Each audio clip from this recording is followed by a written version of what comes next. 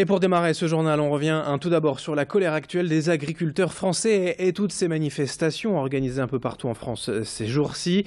Ce matin, dans la région, sur l'autoroute A1, au niveau de l'échangeur de Seclin, les agriculteurs organisent un blocage vers Lille sur l'autoroute. Les éleveurs bovins et producteurs de lait, entre autres, disent ne plus supporter les charges trop importantes et la baisse des prix de leur production. Ils réclament donc des aides supplémentaires de la part de l'État. Mais face à cette colère du monde agricole, comment être sûr de consommer de bons produits d'origine française et surtout vendus donc à des prix équitables pour tous? Dans la région, il existe depuis de nombreuses années plusieurs points de vente collectifs où les producteurs se sont regroupés pour vendre en direct leurs produits aux consommateurs. C'est ce que l'on appelle le circuit court. Ici, le prix est maîtrisé, l'origine clairement identifiée. Et cela permet donc aux agriculteurs d'avoir un revenu juste pour leur travail et pour les consommateurs de trouver de bons produits. Un peu plus cher qu'en grande surface toutefois, mais à ce tarif, c'est le producteur lui-même qui vient vous servir. Sophie Laden est allée jusqu'à Frélinguien, au Panier Vert, à la découverte de ces agriculteurs vendeurs.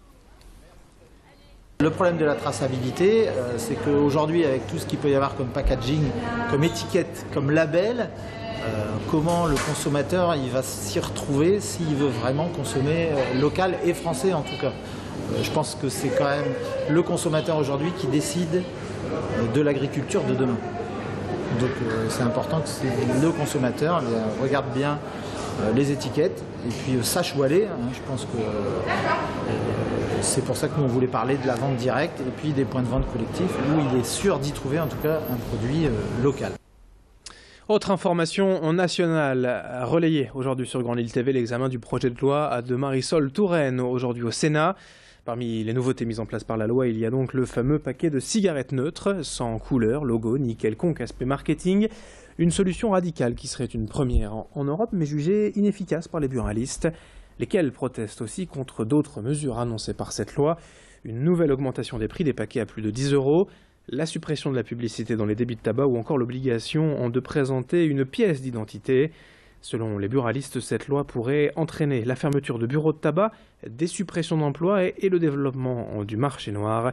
Explication avec José Delbove, vice-président de la Fédération des buralistes du Nord qui travaille près de Valenciennes. C'est Idil Gunay qui est allé le rencontrer pour nous.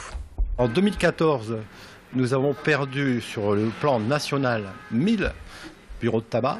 Et dans la région, depuis le 1er janvier, nous sommes à une cinquantaine de fermetures de bureaux de tabac. C'est de la survie aujourd'hui, surtout dans nos petits villages, où les petits buralistes ont déjà bien du mal à vivre et apporter énormément de services aux citoyens de ces régions.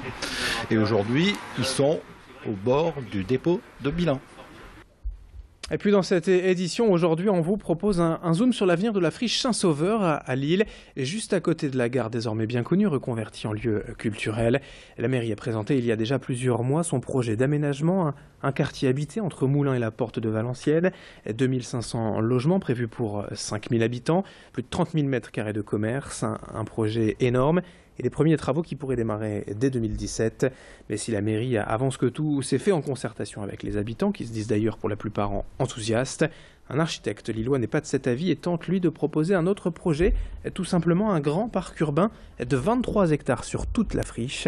Selon les récentes études, l'île ne compte que 12 mètres carrés d'espace vert par habitant, ce qui est loin de la moyenne nationale de 30 mètres carrés.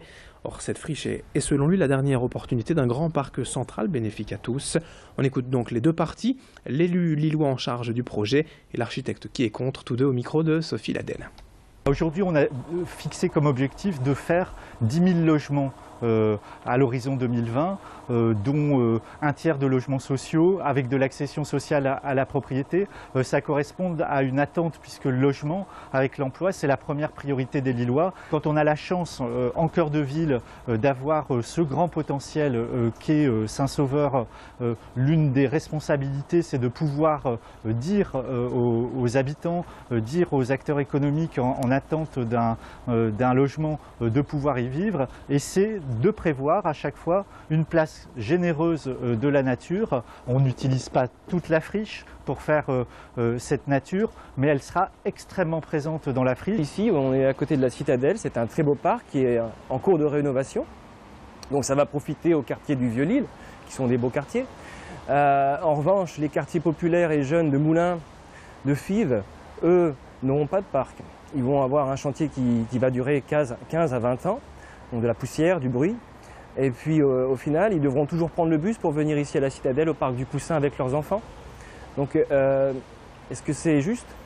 Donc c'est la question de la justice sociale qui est importante pour moi. Donc c'est aussi simple que ça. Et c'est la fin de ce journal. Dans un instant, à suivre la météo et l'infotrafic sur Grand Lille TV.